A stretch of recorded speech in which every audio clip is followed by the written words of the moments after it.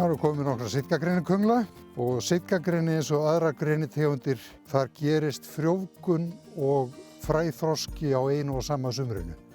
Þannig að í vor voru þessi könglar lítil og rauð blóm á sitkagreninu og nú ættu þessi fræ að vera orðin þroskuð og við skulum bara kanna hvort að við finnum ekki eitthvað hvítt í þverskurðinum. Og viti menn, þessi fræ eru pínu lítil en þau eru hér á hverjum einasta stilk, þannig að ég er afar vongóður að hér sé alveg ágætur fræþroski eftir þetta tiltölulega góða og hlýja sumar og langa sem við höfum notið hérna á Suðurlandi í ár.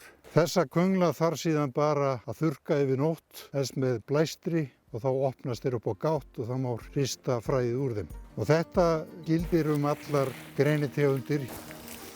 Þetta er sem rauðgrenikönggull sem að þekkja má við það í sundur frá sitkagrenikönglinum á því að það er ekki jafn hrufóttir köngulskeljarnar. Þær eru svona tiltölulega sléttar og svo eru rauðgrenikönglarnir yfirleitt lengri.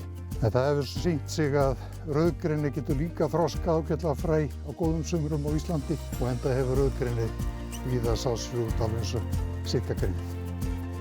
Nú skulum við skera þetta með sama hætti og það sem sést hérna hvítt, það eru fræ sem eru tilbúin til að tína og safna og geyma og sá eða hvað sem vilja gera við þetta. Þannig að rauðgrenið er alveg ágætt hér, ekki síður en sitkagrenið.